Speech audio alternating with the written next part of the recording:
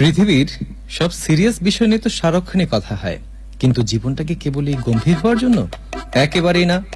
বিখ্যাত mark Twain বলেছেন, মানুষের কাছে কেবল একটাই শক্তিশালী অস্ত্র আছে, আর তা হলো হাসি।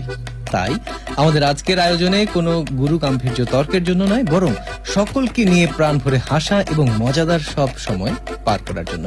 আমাদের আজকের এই রোমমালাপ অনুষ্ঠানে আপনাদের সকলকে জানাচ্ছি প্রাণ ঢালা শুভেচ্ছা। শ্রোতা বন্ধুরা, আপনারা শুনছেন FM 103.2 মেগাহার্টজ এবং সরাসরি দেখছেন ও শুনছেন বাংলাদেশ বেতার রাঙামাটি কেন্দ্রের ফেসবুক পেজ থেকে। আজকের পুরো অনুষ্ঠানের সময়টা জুড়ে আপনাদের সাথে উপস্থাপনায় রয়েছি আমি রেজাউর রশিদ। শ্রোতা বন্ধুরা, শুধু আমার মুখের কথা শুনলে তো হবে না, আর পেটও ভরবে না। আমাদের আজকের অনুষ্ঠানে এমন একজন মানুষ আছেন যিনি হাসতে হাসতে নিজেও কাঁদেন এবং আবার অন্যকেও কাঁদাতে কাঁদাতে হাসান। তিনি যখন আমাদের মাঝে আসেন তখন নাকি এলাকার সব গম্ভীর মানুষও মুখ লুকিয়ে হাসে। তিনি হলেন রাঙামাটির একজন বিশিষ্ট নাট্যশিল্পী মোহাম্মদ জসিমউদ্দিন। এছাড়া আমাদের মাঝে আরো উপস্থিত আছেন, আমাদের আজকের পাশেই বসে আছেন সুন্দরী ললনা এলিজাবেথ পাংখুয়া। শ্রোতা বন্ধুরা, কেমন আছেন সবাই? আশা করছি সবাই ভালো আছেন, আর যারা ভালো নেই তাদের ভালো করার দায়িত্ব আমাদের। আজকের এই বাজারে সবকিছু দাম বাড়লেও একটা জিনিসের দাম কিন্তু এখনো বাড়েনি, আর তা হলো হাসি। এটা একদম ফ্রি, তাই কৃপণতা না করে আজ চলুন প্রাণ খুলে হাসি। বন্ধুরা, আপনারাও চাইলে আমাদের সাথে যুক্ত হতে পারেন। আপনার জীবনের ঘটে যাওয়া কোনো মজার গল্প, কৌতুক বা হাসির কোনো কথোপকথন আমাদের পাঠানোর মাধ্যমে আমরা তা সরাসরি প্রচার করব এবং আপনাদের পড়ে শোনাবো এই অনুষ্ঠানে। আপনারা সরাসরি যুক্ত হতে ফেসবুকে কমেন্ট করুন fb.com/bbrnm এই ঠিকানায়, অথবা SMS করুন 015582755585 এই নম্বরে। শ্রোতা বন্ধু, আমার বকবক তো অনেকক্ষণ শুনলেন, তাই চলুন সময় ক্ষেপণ না করে আজকের কৌতুকে চলে যাই। আমাদের আজকের প্রথম কৌতুকটি পাঠিয়েছেন বনরূপা থেকে তারেক আহমেদ। জসিম ভাই, আপনাকে দিয়ে শুরু করি। অবশ্যই আমরা শুরু করছি তারেকের পাঠানো সেই কৌতুকটি দিয়ে। যথারীতি বাবা এবং বল্টুর মাঝে আলাপ হচ্ছে। বাবা বলছেন, কিরে বল্টু, আজ তো তোর চাকরির ইন্টারভিউ ছিল, তা কি হলো? তো বল্টু, আর বলো না বাবা, ইন্টারভিউর আমাকে জিজ্ঞেস করলো, বলুন তো 1 থেকে 10-এর মধ্যে সবচেয়ে শক্তিশালী সংখ্যা কোনটি? বাবা বলছে, তো তুই কি উত্তর দিলি? বল্টু বলছে, আমি বললাম অবশ্যই 9.99 নম্বর সংখ্যাটি সবচেয়ে শক্তিশালী। বাবা অবাক হয়ে বললেন, কেন রে? 9.99 কেন শক্তিশালী হতে যাবে? বল্টু বলল, আরে বাবা, তুমি বোঝো না কেন? টিভিতে প্রতিদিন দেখায় না, ডেটল, লাইপয়, হারপিক সবই 9.99 নম্বর জীবাণু ধ্বংস করে। আচ্ছা, এই জন্যই বুঝি, মানে এটা হচ্ছে সবচেয়ে বড় সংখ্যা, তাই না? খুবই বড় সংখ্যা এবং খুব শক্তিশালী। এলিজাবেথ, আমরা পরের কৌতুকটা শুনি। এক লোক বাজারে গিয়ে ডিমের দোকানে জিজ্ঞেস করলো। তো লোকটা ডিমের দোকানদারকে জিজ্ঞেস করছে, ভাই ভাই ডিম কত করে? তো দোকানদার সাথে বলে উঠলো, ভালো ডিম 10 টাকা, আর একটা ফাটা ডিম 5 টাকা। তো লোকটা পকেট থেকে 5 টাকা বের করে বলল, আচ্ছা তাহলে এই ডিমটা একটা জুড়ে টুকরা দিয়ে একটু ফাটায় দেন তো, তাইলেই হয়ে যাবে 5 টাকা। মানে ভালো ডিমকে তিনি ফাটিয়ে তারপর নিয়ে যাবেন। আবার শিক্ষক এবং বল্টুর একটা কৌতুক পাঠিয়েছেন আমাদের বনরূপা থেকে আরেকজন আমাদের বন্ধু রাসেল। শিক্ষক, দেখে আপনি বলেন না। অবশ্যই। শিক্ষক বল্টুকে জিজ্ঞাসা করছে, বল্টু বলতো পৃথিবী গোল, এটা প্রথম কে প্রমাণ করছেন? স্যার, আমার বাবা। তোর বাবা মানে? বইয়ের মধ্যে তো লেখা আছে গ্যালিলিও বা ম্যাগেলানা। আরে স্যার, না না, আমার বাবা তো প্রতিদিন রাতে মদ খেয়ে বাড়ি ফিরেই মাকে জড়িয়ে ধরে বলে, দেখো গিন্নি, পুরো এই পৃথিবীটা আজ গোল গোল ঘুরছে। এই জন্য স্যার আমার বাবাই বলেছেন। দারুণ ছিল আসলে। তো এক কিপ্টে লোক গেছে ডাক্তারের কাছে। আচ্ছা। তো ডাক্তার রীতিমতো প্রেসক্রিপশন দেখছে, তখন কিপ্টে লোকে জিজ্ঞেস করলো, ডাক্তার বাবু আপনার ফিসটা আসলে কত? তো ডাক্তার বলে উঠলো, প্রথমবার দেখানোর জন্য 500 টাকা, আর পরের বার মাত্র 200 টাকা। তো কিপ্টে লোকটি বুদ্ধি খাটিয়ে ডাক্তারের চেম্বারে ঢুকে বলল, ডাক্তার বাবু কেমন আছেন? এই যে আমি আবার আসলাম। তো ডাক্তার মুচকি এসে বলো, ও আচ্ছা, তাহলে আগের প্রেসক্রিপশন অনুযায়ী ওই ওষুধগুলো আবার নিয়ম মতো খেয়ে থাকবো। আর 200 টাকা দিয়ে যাবেন, মানে কোন ওষুধ তিনি তো প্রেসক্রিপশনও পেলেন না, খামোখা 200 টাকা গেল। আবার এক মাতালের গল্প আমরা চলুন শুনে আসি। এক মাতালকে ধরে এনেছে থানার হাবিলদার। ইন্সপেক্টর বলছে, এটাকে নিয়ে এসেছিস কেন রে? হাবিলদার বলছে, স্যার, সে রাত 2টার সময় একটা ট্যাক্সির সামনে দাঁড়িয়ে চালককে অকথ্য ভাষায় গালিগালাজ করছিল। তো ওই চালককে নিয়ে এসো। এটাই তো সমস্যা স্যার, ট্যাক্সির ভিতরে কোনো চালকই ছিল না, তাই যাকে পেতে তাকেই ধরে নিয়ে এসেছি। ও কি বলে? পরের কৌতুকের নাম হচ্ছে আমাদের যমরাজ এবং কিপ্টে করিম। চলুন শুনে আসি। কিপ্টে করিম মিয়ার আয়ু শেষ, যমরাজ নিজে এসেছেন তার প্রাণ নিতে। তো যমরাজ বলে উঠলেন, করিম করিম, তোমার সময় শেষ, চলো আমার সাথে এবার পরলোকে চলো, আসো করিম, আসো আসো। তো করিম ভয়ে কাঁপতে কাঁপতে বলে, হুজুর হুজুর, আমার একটা শেষ ইচ্ছা আছে, মরে যাওয়ার আগে আমি শেষবার মতো আমার মোবাইল ফোনটা একটু চেক করতে চাই। তো যমরাজ বলে, আচ্ছা ঠিক আছে, নাও নাও নাও, কি দেখবে দেখো দেখো, ফেসবুক নাকি ইউটিউব, কোনটা দেখবে বলো? তখন করিম বলে উঠল, আরে না হুজুর, আমি দেখতেছি আমার মোবাইলে ইন্টারনেট ডাটার মেয়াদ আরো কয়দিন আছে, 5 GB ডাটা এখনো বাকি রয়ে আছে, এটা লস করলে মরলে আমার আত্মা শান্তি পাবে না, সেই জন্যই আমি চেয়েছিলাম। বাঁচা মরার অবস্থার মধ্যে উনি দেখছেন যে ইন্টারনেটের মেয়াদ আছে। আসলে আমরা অনেক সময় করে থাকি, সেটাই। মেয়াদ কতদিন আছে একটু চেক করে নেই। তো জসিম ভাই, আচ্ছা, কাঁঠালতলী এলাকা থেকে পাঠিয়েছেন রুমা। কৌতুকটি শেয়ার করছি। এক লোক তার বন্ধুদের কাছ থেকে প্রায় এটা ওটা চেয়ে নিত। একদিন সে তার এক বন্ধুকে গর্ব করে বলছিল, আমার গায়ের শার্ট প্যান্ট জুতা মোজা এমনকি টাইটা পর্যন্ত আমার বন্ধুদের কাছ থেকে পাওয়া।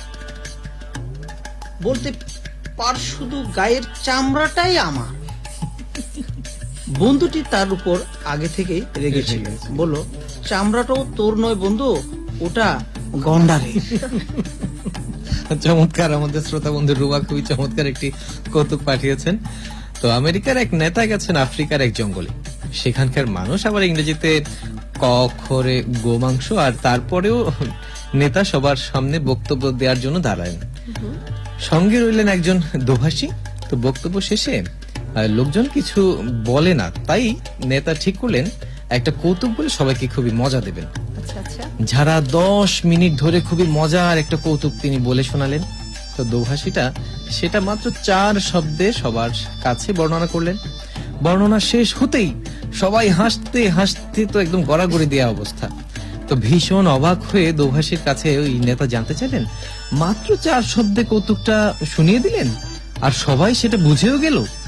দোভাষী জবাব দিচ্ছে, গল্পটা এত লম্বা ছিল যে সবাইকে বললাম তিনি একটা কৌতুক বলেছেন, এবার সবাই হাসুন। আমরা শ্রোতা বন্ধুরা চলুন এই পর্যায়ে শুনে আসি একটি রম্য গল্প। আমাদের আজকের গল্পের নাম হচ্ছে চতুর বলাই আর বনের বোকা ভূত। ভূতও কি বোকা হয় নাকি? চলুন শুনে আসি। এলিজাবেথ। আচ্ছা। এক গ্রামে বলাই নামে এক দরিদ্র কিন্তু অত্যন্ত বুদ্ধিমান চাষি থাকতো। গ্রামের পাশে এক বিশাল জঙ্গল ছিল।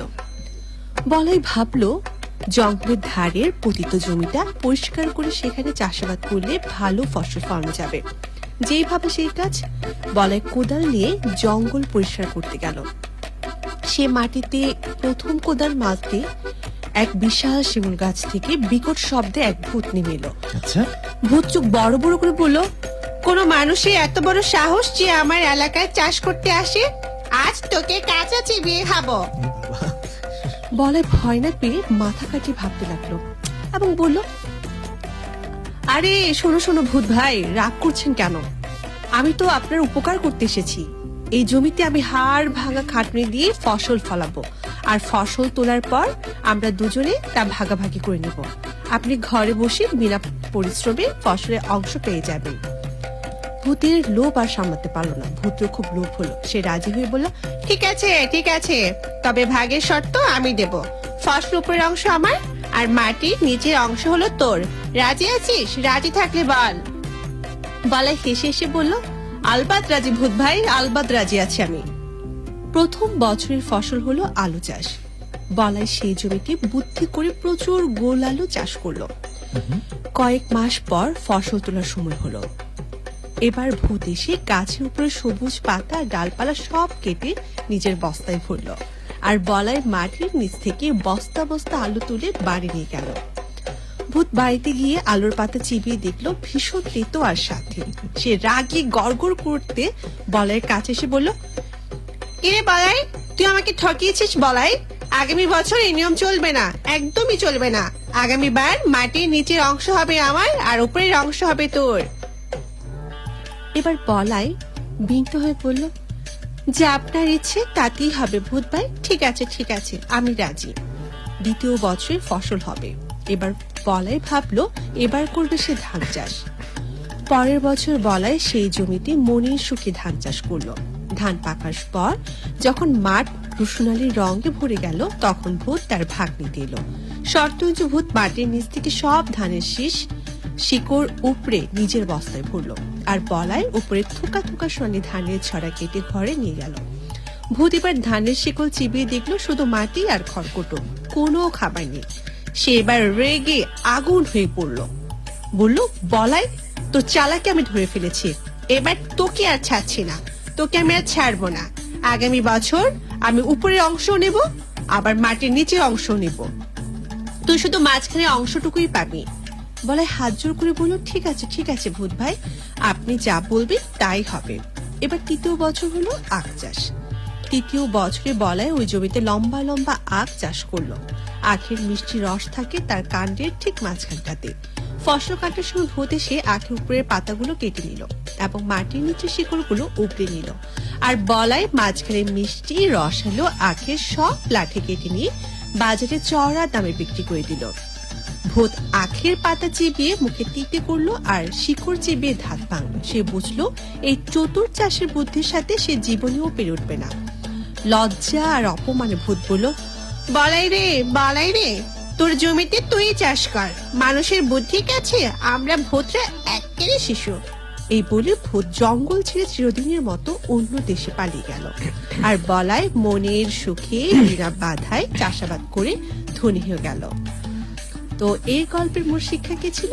এই গল্পের মূল শিক্ষা ছিল বাহুবল বা অতি প্রাকৃতিক শক্তির চেয়ে মাঝে মাঝে বুদ্ধির জোর কিন্তু অনেক বড় হয়। আসলে সঠিক কথা একদম। বুদ্ধির জোরে কিন্তু অনেক বড় বড় সমস্যারও সমাধান হয়ে যায়। খুবই চমৎকার একটি গল্প শুনলাম শ্রোতা বন্ধুরা। তো আমরা আরো কিছু কৌতুক শুনবো এই পর্যায়ে জসিম ভাই থেকে। চলুন জসিম ভাই।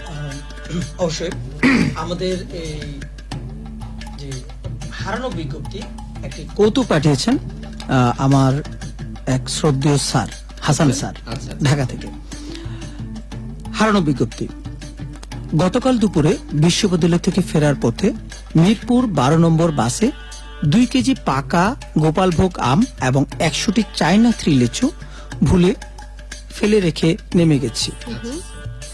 কোন হৃদয়বান ব্যক্তি পেয়ে থাকলে ফেরত দিলে কৃতজ্ঞ থাকব।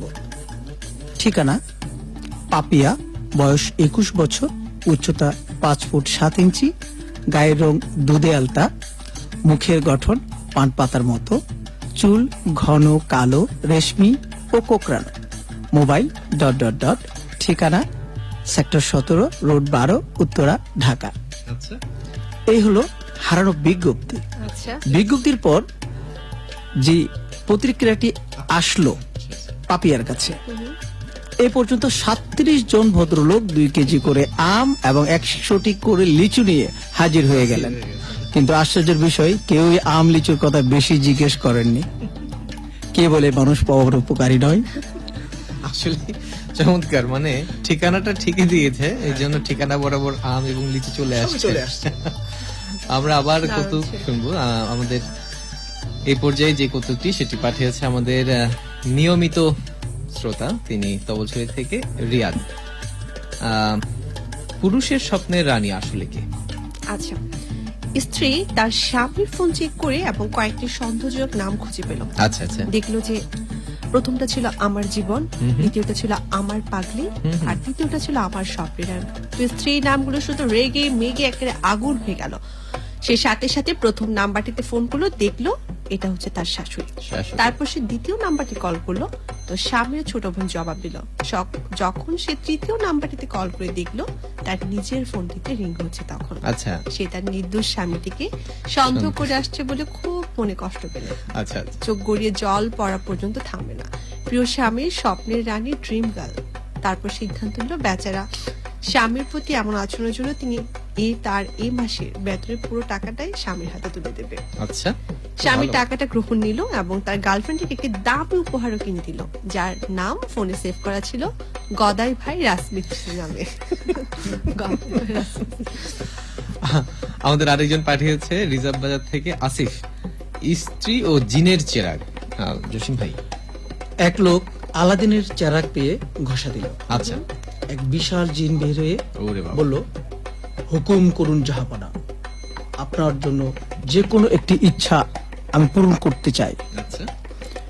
তো যথারীতি লোকটি বলল, আমার বউ প্রতিদিন আমার সাথে ঝগড়া করে, দয়া করে আমার বউকে একটা শান্ত, মিষ্টি আর সুন্দরী হরিণ বানিয়ে দাও। জিন তুড়ি মারলো, সাথে সাথে বউ হরিণ হয়ে গেল। আচ্ছা। 1 বছর পর লোকটা আবার চারা ঘষে জিনকে ডাকলো। জিন যথারীতি বলল, কি ব্যাপার জাহাপানা, আবার কি ইচ্ছে, আমি আপনার কি ইচ্ছে পূরণ করতে পারি? আচ্ছা। তো লোকটি কেঁদে কেঁদে বলতে লাগলো, ভাই জিন, দয়া করে আমার বউকে আবার আগের মতো মানুষ বানিয়ে দাও। তো জিন জিজ্ঞেস করছে, কেন, হরিণী কি ভালো না? ভালো না? আসলে তো লোকটি বলছে, আরে ভাই, হরিণ বানানোর পর থেকে তো সে কথা বলতে পারে না ঠিকই, কিন্তু সারাদিন ঘরের সব দামি দামি শাড়ি আর সোফা সেটের কভার চিবায় চিবায় শেষ করে ফেলে দিল। এর চেয়ে ওনার মুখের ঝাড়েই অনেক ভালো ছিল। অনেক সুস্থ ছিল। সেটাই। হ্যাঁ, আমরা আর একটা কৌতুক শুনবো। কৌতুকে একজন বলছে, আমার ক্ষমতা থাকলে ওই লোককে বিশ্ব স্বাস্থ্য উন্নয়নের জন্য নোবেল পুরস্কার দিত। তো কেন? আরেকজন বলছে, হ্যাঁ কেন? কেন সে এমন কি করেছে? তো লোকটি বলল যে আমাদের এলাকায় সে এতই অজনপ্রিয় যে তাকে দেখলেই লোকে এক ছুট দেয় এবং 2 মাইলের আগে আর থামে না। বাবা, আর জানো তো, প্রতিদিন 2 মাইল দৌড়ানো স্বাস্থ্যের জন্য কত উপকারী। একদম। এজন্যই তাকে নোবেল পুরস্কার দিত আর কি। আচ্ছা। ডাক্তার আবার রোগীর মধ্যে আবার কথা হচ্ছে, তো আচ্ছা। ডাক্তার বলল, বাহ, আপনি কোনো চিন্তা করবেন না, আপনার পালস তো একদম ঘড়ির কাঁটার মতো চমৎকার চলছে। তো রোগীর সাথে বলল, তার কারণ আপনি। সেই তখন থেকে আমার হাত ঘড়িটাই চেপে ধরে বসে আছে। এজন্যই বুঝি ঘড়ির কাটার মতো চলছে। ঝন্টু আর বল্টু, হ্যাঁ চলুন তাহলে আমরা যুগল করি না? অবশ্যই। ঝন্টু বলছে, ওস্তাদ, সকাল থেকে তো একটা মাছিও আইলো না, আপনি যে মেকানিকের দোকান ছাইরা ডাক্তার সাজলেন, লাভটা কি হইলো? চুপ কর ঝন্টু, মেকানিক আর ডাক্তারের মধ্যে তফাৎ কি রে? মেকানিক ঠিক করে গাড়ির পার্টস আর ডাক্তার ঠিক করে মানুষের পার্টস। আচ্ছা। তুই খালি দেখ, একটা কাস্টমার, আই মিন রোগী আইলেই আমাদের পকেট গরমা গরম। তো মন্টু আসতো আর কি।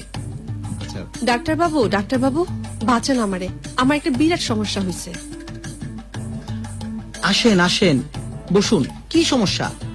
মাথায় নাট বল্টু আলগা হয়েছে নাকি লিভারে মোবিল কম?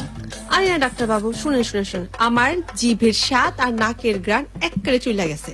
আমি বিরিয়ানি খাইলে মনে হয় খড় খাইতেছি, আর পচা ড্রেনের পাশ দিয়ে গেলেও কোনো গন্ধ খুঁজে পাই না। কি হয়েছে ডাক্তার বাবুকে দেখেন তো আপনি। কেসটা জটিল। ঝন্টু, আমাদের স্পেশাল মেডিসিন বক্স থেকে ও 22 নম্বর লিকুইড ড্রপটা নিয়ে আইতো, রোগীর জিভে 3 ফোঁটা দিয়ে দে। থু, ডাক্তার বাবু, এটা তো খাঁটি কেরোসিন তেলের গন্ধ একবারে। চমৎকার ঝন্টু, জলদি 500 টাকা ফিস লেখ। রোগীর জিভের স্বাদ আর নাকের গ্রান ফেরত আইছে। ও চিনে গেছে এটা কেরোসিন। দূর মিয়া, এটা কোনো চিকিৎসা হইলো? 500 টাকা টেবিল আইছা ফেলে দিয়ে গেলাম। যান আপনার টাকা নেন আপনি। তো এরপরে হচ্ছে যে আবার মন্টু মিয়া এবার চশমার পরচুলার পরে ছদ্মবেশে আমার প্রবেশ করে। সে বল্টুর 1000 টাকা ফেরত দেওয়ার অফার লুফে নিতে চায় প্রতিশোধ হিসেবে। তো বল্টু, আসুন আসুন, নতুন রোগী, আপনার কি সমস্যা? ডাক্তার বাবু, আমার স্মৃতিশক্তি একেবারে লোপ পাইছে। আমি কোনো কিছুই মনে করতে পারতেছি না, মনে রাখতে তো পারতেছি না। এই মাত্র কি খাইছি, কার সাথে কথা কইছি, কিছুই মনে থাকতে পারতেছে না। মেমোরি কার্ড ক্র্যাশ খাইছে মনে হয়। জন্টু, জি। জলদি আমাদের স্পেশাল বক্স থেকে 22 নম্বর লিকুইড ড্রপটা নিয়ে আয়, রোগীর জিভে 3 ফোঁটা দিয়ে দে। আরে দুর্মিয়া, এটা তো কেরোসিন তেল, আমি আবার ওইটা খামো নাকি? আরে বাহ, আপনার স্মৃতিশক্তি তো একেবারে ঠিক হয়ে গেছে। আপনার মনে আছে 22 নম্বরটা কেরোসিন ছিল। জন্টু ধর, এর কাছ থেকে আরো 500 টাকা ফিস রাখ। হাই হাই, ডাক্তার সালাকি ধরতে গিয়ে আমার 1000 টাকাই লস হইলো। দুর্মিয়া, আহারে, রোগীর তো মাথায় হাত। আসলে এই সেই ডাক্তার আর গ্যারেজের মেকানিক আসলে খুবই চালাক। চালাক, একটু চালাক না হলে দুনিয়া এখনো চলাই ঠিক যায়। আছে। আমাদের আরেকটা কৌতুক এসছে, সেটা লিখেছে যে আচ্ছা বল দেখি, কিং কং যদি হংকং এ গিয়ে পিং পং বলের আঘাতে মারা যায়, তাহলে তার কফিনের উপর কি দেয়া হবে? আমার মনে হচ্ছে উহু হবে। পারলাম না, ঢাক না। ঠিক, সে যেভাবেই মারা যাক কফিনের উপর তো ঢাকনাই দেবে। সেটাই।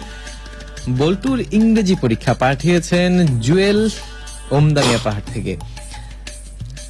পরীক্ষার প্রশ্ন এসেছে ব্রেকআপ আচ্ছা। এবং প্যাচআপ। ব্রেকআপ এবং প্যাচআপের মধ্যে পার্থক্যটা কি, এটা পরীক্ষায় সবাইকে লিখতে হবে। আচ্ছা। তো বল্টুর সাথে সাথে খাতা খুললো, ব্রেকআপ লেখা শুরু করলো। ব্রেকআপ হলো এমন এক দুর্ঘটনা যার পর একটি মেয়ে আরেকটি নতুন আইফোন পায়। আর প্যাচআপ হলো এমন এক সমঝোতা যার পর ছেলেটি তার পুরনো মানি ব্যাগটাই ফেরত পায়। শিক্ষক তাকে 100-তে 110 নম্বর দিন খুশি হয়ে। বাহ। ডাক্তার সাহেব, একটি ডাক্তার এবং রোগীর আরেকটি কথোপকথন পাঠিয়েছেন কারানি পাহাড় থেকে পম্পি। ডাক্তার সাহেব, আমার হাঁটুতে প্রচুর পানি এসেছে, কি করি বলুন? কি আর করবেন, প্রতিদিন পাম্প শু পরে হেঁটে দেখুন, তাহলেই সব পাম্পে পাম্পে আপনার পানি বের হয়ে যাবে। তুমি বলতে চাও যে তুমি 7 দিন উপোস ছিলে বলে বাধ্য হয়ে ওই খাবারের দোকানে চুরি করেছো? জি জনাব। আশ্চর্য, তাহলে তুমি খাবার না নিয়ে দোকানের ক্যাশ ভাঙলে কেন? পরের দোকানে খাবার খেয়ে পয়সা দেব না এমন ছোট লোক তো আমি নই জনাব। আমার তো পয়সা দিতেই হবে। সেটার জন্য সে ক্যাশ বক্সটা ভেঙে ফেলেছে। কি দারুণ ছিল। এবার পাকলা গারদের কয়েদি এবং ঘড়ি নিয়ে গল্পটা হচ্ছে। পাকলা গারদের ডাক্তার দেখতে গেলেন পাগলেরা কি করছে। গিয়ে দেখলেন এক পাগল দেয়ালে কান থেকে গভীর মনোযোগ দিয়ে কি যেন শুনছে। তো ডাক্তার তার কাছে গিয়ে বললেন, কি হে বল্টু মিয়া, দেয়ালের ওপাশে কি শুনছো এত মন দিয়া? তো পাগল বুড়ির ফিস করে বলল, ডাক্তার সাহেব সুপ সুপ সুপ, একটু কান পাইতা শুনেন তো। ডাক্তারও তার কথা শুনে কৌতূহলী হয়ে দেয়ালে কান পাতলেন, কিন্তু 5 মিনিট দাঁড়িয়ে থেকেও কোনো শব্দ শুনতে পেলেন না। আচ্ছা। তো ডাক্তার জিজ্ঞেস করল, কই কই কই বল্টু মিয়া, আমি তো কিছুই শুনতে পাচ্ছি না। তো পাগল বিরক্ত হয়ে বলে, দেখছেন ডাক্তার সাহেব, আমিও গত 3 বছর ধইরা এই দেয়ালে কান পাইতে আছি, কিচ্ছু শোনা যায় না। ও পাশে নিশ্চয়ই বড় কোনো রহস্য আছে, তাই শোনা যাচ্ছে। তো জসিম ভাই, আমরা আরো কিছু অবশ্যই শুনবো নাকি? এটি গল্পটি হলো এরকম, কৌতুকটি এক ছেলে আর বাবা চিঠি পাঠিয়েছে জেলখানায়। আচ্ছা। এই যে কোনো একটি মামলার আসামি হিসেবে ওই লোকটি বর্তমানে জেল হাজতে সাজা কাটছে। কারণ বাবা চিঠি পাঠালেন, চিঠিটা যথারীতি জেলার তার কাছে পৌঁছে দিল। সে চিঠিটা নিয়ে পড়ে দেখলো যে বাবা লিখলেন যে, বাবা এবার তো তুমি বাড়িতে নাই, তো চাষবাসে তো আর করা যাবে না, মনে করছিলাম এবার জমিতে আলু চাষ করব, তুমি নাই। এখন কার নিয়ে চাষ করব, আমারও শক্তি নাই শরীরে যে এই বয়সে চাষাবাদ করি। আচ্ছা, যথারীতি ওই ছেলে জেলখানা থেকে বাবার কাছে চিঠির উত্তর পাঠালেন, বাবা তুমি ওই জমিতে কিছু চাষ করো না, ওই জমিতে আমি বন্দুক লুকায় রাখছি, আমি আসলে সেই জমি থেকে এই বন্দুক বাইর করব। তো চিঠিটা লিখে ভাঁজ করে জেলারের কাছে দিয়ে দিল। আচ্ছা, তো জেলারের সন্দেহ হলো আসলে এখান থেকে কি তথ্য যাচ্ছে না যাচ্ছে দেখা দরকার। তো চিঠিটা খুললো, খুলে জেলার দেখলো যে এখানে জমির নিচে বন্দুক লুকানো আছে। এই কথাটি দেখে যথারীতি ওই আসামির বাড়ির ঠিকানায় যে জমির কথা সে বলেছে সেই জমিতে পুলিশ মানে বেশ কয়েকজন শ্রমিক নিয়ে মানে জমির এই পার থেকে ও পার ওলট পালট করে মানে বন্দুক হচ্ছে মানে চার পাঁচবার মানে চাষ দেওয়ার মতন করে জমিটা একদম মই দিয়ে একদম শেষ করলো। এবং সারাটা দিন 15-20 জন লোক খাটাখাটনি করে কিছুই পেল না। কিছুই পেল না। আচ্ছা, তো না পেয়ে এই লোকটি মানে সম্পূর্ণ টিমটি ফিরে আসলো, এসে চিন্তিত। পরক্ষণে আবার চিঠিতে ওই আসামি আবার বাবাকে একটা চিঠি লিখলো, বাবা এবার তুমি ভালো করে আলু চাষ করো, তোমার জন্য এর চেয়ে বেশি কিছু আমি ভিতর থেকে করতে পারলাম না। আচ্ছা, তাহলে কাজ হচ্ছে সেটাই, মানে বন্দুক লুকিয়ে রেখেছে সেই হিসেবে পুলিশ ওখানে গিয়ে হচ্ছে যে মাটি খুঁড়েছে, যার কারণে এখন আলু চাষ করা যাবে। খুবই সুন্দরভাবে হয়, চমৎকার এবং খুবই চালাক পিতা। আমরা এখান থেকে আর কিছু অবশ্যই অবশ্যই যেমন বোকার প্রেম। যথারীতি প্রেমিক মোবাইল দেখছে, আচ্ছা, আর পাশে প্রেমিকা এসে হাজির। প্রেমিকা একটু প্রপোজ করার মতো করে বলছে, আচ্ছা, জানো আমি না তোমাকে লাইক করি। তুমি প্রেমিক বলছে মোবাইল দিয়ে তাকে, তুমি তো শুধু আমাকে লাইক করো, আমি তো তোমার কমেন্টসও করি। প্রেমিকা রেগে মেগে বলছে, শালা বোকা তুই সিঙ্গেলি মরবি। আসলে তার প্রস্তাবটা সে বুঝেইনি। আমরা কিন্তু মনে হয় আমাদের অনুষ্ঠানের শেষের দিকে চলে হুম, এসেছি। আমাদের আমরা আরো একটা দুটা হয়তো হ্যাঁ জামাইয়ের খোঁজে আমরা যেতে পারি। আমরা আরেকটু করে দুই একটা যদি আমরা কত শুনতে পারি। অবশ্যই অবশ্যই। হ্যাঁ, এলিজাবেথ? প্রচন্ড জ্বর নিয়ে ডাক্তারের চেম্বারে ফোন করলেন এক ব্যক্তি, কিন্তু ডাক্তার সেক্রেটারি জানালেন যে আগামী 3 সপ্তাহের আগে কোনো অ্যাপয়েন্টমেন্ট দেওয়া সম্ভব নয়। সম্ভব তো রোগীর রেগে মেগে জানতে চাইলেন তার আগে যদি তিনি মারা যান তবে কি হবে। সেক্রেটারি জানালেন আমরা আগের দিন পর্যন্ত অ্যাপয়েন্টমেন্ট ক্যান্সেল করি, সময় কত দ্রুত চলে যায় যখন হাসতে থাকেন তাই না। এই যে পেট ব্যথা করতেছেন হাসতে হাসতে, এটাই হচ্ছে তার প্রমাণ। শ্রোতা বন্ধুরা, আমরা অনুষ্ঠানের একদম শেষ পর্যায়ে চলে এসেছি। এই অনুষ্ঠানের মাধ্যমে যদি আপনাদের মনে কোনো হাসির খোরাক জোগাতে পারি, এটাই আমাদের সার্থকতা। আজকের পুরো অনুষ্ঠানের গবেষণা গ্রন্থনা উপস্থাপনায় ছিলাম আমি রেজাউর রশিদ, এবং আপনাদের কৌতুক এবং গল্প শুনিয়েছেন মোহাম্মদ জসিমউদ্দিন এবং এলিজাবেথ পাংখুয়া। এতক্ষণ প্রকৌশল দায়িত্বে ছিলেন শিপন ঘোষ ও পূর্ণেন্দু চাকমা। অনুষ্ঠানটির নির্দেশনা ও প্রযোজনা সহকারী ছিলেন মোহাম্মদ সোহেল রানা, এবং অনুষ্ঠানটি আপনাদের জন্য প্রযোজনা করেছেন মোহাম্মদ সাইফ আল হাসিব। শ্রোতা বন্ধুরা, দেখা হবে আগামী শুক্রবার ঠিক এই সময়ে। সে পর্যন্ত সকলে ভালো থাকুন, সুস্থ থাকুন, এই কামনায় আজকের মতো বিদায় নিচ্ছি।